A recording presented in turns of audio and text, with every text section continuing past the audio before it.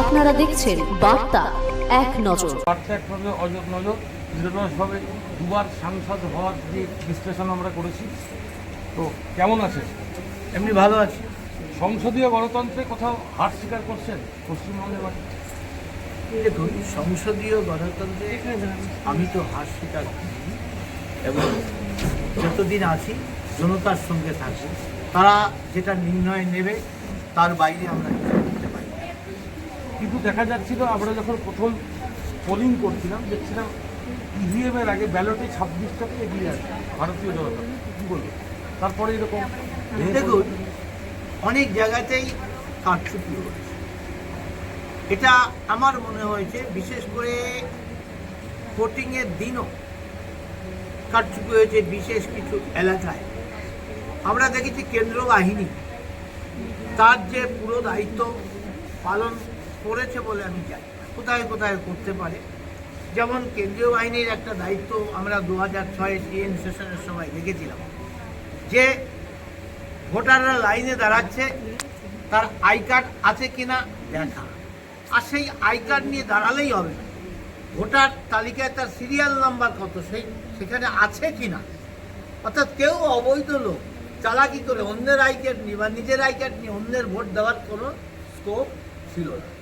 এবং আরেকজন central security জানালা দিয়ে পুরো ওই নির্বাচন পদ্ধতি ফলো করতেন, ভেতরে কেউ প্রভাবিত করছে কিনা, কেউ মস্তানি করছে কিনা, এজেন্টের উপর অত্যাচার করছে কিনা, টোটাল ব্যবস্থা। নির্বাচন কমিশনের কাজ গণতন্ত্রকে রক্ষা করার জন্য, প্রকৃত গণতন্ত্রকে প্রতিষ্ঠিত করার জন্য, সমস্তভাবে শান্তিপূর্ণ নির্বাচনের জন্য যা যা পদক্ষেপ নেওয়ার প্রয়োজন কমিশনের হাতে সেই পাওয়ার আছে, কিন্তু সেই পাওয়ারটা আমরা এখানে দেখতে পাই না।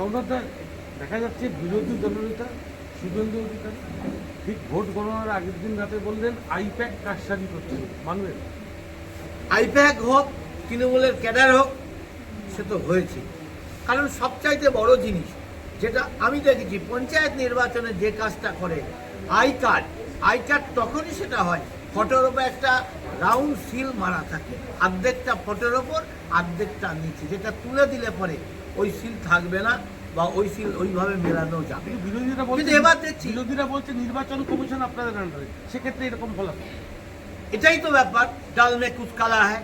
আমি আমার ক্ষেত্রে ভুয়ো অফিসার, কাউন্টিং অফিসার ধরলাম, আপনার সার্ভিস কোথায় দেখাতে পারছি, কোথায় চাকরি করেন, বললো পিএনবিতে। পিএনবি কোন ব্রাঞ্চ, কোথাকার ব্রাঞ্চ, আর বলতে পারলো না। তাতে বোঝা গেল। কিন্তু সঙ্গে সঙ্গে এসডিওকে আমি রিপোর্ট করলাম, এসডিও বলছে আমি পারবো না তো বিষয়টা, সে ভয়ে কাঁপছে। এসডিও সে চলে বললো আপনি অবজারভারের কাছে যান। অবজারভারের কাছে গেলাম, তিনি বলছেন আরোর কাছে যান। আমি তাকে বললাম আরোর কাছেই যদি যাবো, আপনি অবজারভার হিসাবে কি করতে আসছেন? তিনি বলছে আমার সব দায়িত্ব নয়, একটা বিধানসভার দায়িত্ব। বললাম যে আপনি টোটাল দায়িত্ব স্পেশাল অবজারভার, আর আপনি বলছেন আপনার দায়িত্ব নেই, তিনি কিছু করতে পারছেন না। এতেই বোঝা যায় কিভাবে এর পেছনে কিসের খেলা। সেন্ট্রাল বাহিনীকে কোথাও ভুল পরিচালনা করা হয়েছে? সেন্ট্রাল বাহিনীকে প্রত্যেক জায়গায় কিউআরটি টিম কোথায় কোথায় কাজ করেছে, কোথায় কোথায় কাজ করে, এবং বিভিন্ন জায়গায় যে হারে সেন্ট্রাল সিকিউরিটি থাকার কথা আমরা পেপারে যা দেখলাম, বাস্তবে কী আছে জানি না, কিন্তু প্রতিটা সন্ত্রাস সৃষ্টিকারী বুথে অনেক বেশি থাকার কথা তা দেখা যায়। এক এক বুথে বড়জোর 2টো করে, কোথায় কোথায় 4টে করে, এর কোনো ঠিক ঠিকানা নেই। অর্থাৎ এখানে পোস্টিং ঠিকমতো হয়নি। সেই কারণে এইসব বিষয়ে তদন্ত করা উচিত। কেন সেন্ট্রাল বাহিনী পুরোপুরি কাজ করল না ভোটের দিন? কেন অবজারভাররা চুপচাপ থেকে গেল এবং কাউন্টিংয়ে ভুয়ো লোক ঢুকে গেল, পরিচয়পত্র ভুয়ো করা হলো? তাহলে অবজারভাররা কী করতে এসেছিল? ভুয়ো আই কার্ডটাও দেখার ক্ষমতা নেই তাদের। আমি এই কারণেই বলি ডালমে কুচ কালা হয়, এইভাবেই মমতা ব্যানার্জি তার সিট বাড়িয়ে। সৌনতা, শাসক দল বলছে অভ্যন্তরীণ দলীয় কন্দলে আপনারা হেরেছেন, সেক্ষেত্রে দিলীপ ঘোষ বলেছেন কোট আন কোট কাঠিবাজি, কী বলবেন? অভ্যন্তরীণ দ্বন্দ্ব রাজনীতিতে থাকে, কাঠিবাজি আছে, থাকবেও, কিন্তু সেটা নিয়ন্ত্রিত থাকা যায়। এবার মনে হয়েছে কিছুটা অনিয়ন্ত্রিত এবং তার কোনো শাস্তি হচ্ছে না, এটাও একটা ব্যাপার। আপনি কোনো এক সংবাদ মাধ্যমকে বলেছিলেন ভোটের প্রচারে আপনি বিপিএল তালিকাভুক্ত সাংসদ, স্বীকার করছেন? সে তো অবশ্যই বিপিএল তালিকাভুক্ত এমপিদের যে তাহলে গলায় গামছা থাকে। গলায় গামছা বড় কথা নয়, এমপি মানেই বেশিরভাগ ক্ষেত্রে আমরা দেখি আপনার যে আরো 1000 কোটির ব্যবসা, আপনি 2000 যে কোটির ব্যবসা। যেটা করেছেন সেখানে শাসক দলের এমপিদের দেখছি এখন প্রচলিত কাটমানি, কি বলবেন? কাটমানি তো এদের ভিত্তি কাটমানির ওপর চলছে। এটা তো আসলে দলই নয় পলিটিক্যাল, এটা একটা কোম্পানি, তার মালিক পিসিভাই।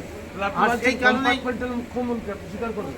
কম্পার্টমেন্টাল তো মুখ্যমন্ত্রী তো অবশ্যই একবারে যেহেতু পাস করতে পারেননি, তো দুবারে পাস করলে তো তাকে কম্পার্টমেন্টাল বলাই হয়, তাই এটা স্বাভাবিক নিয়ম।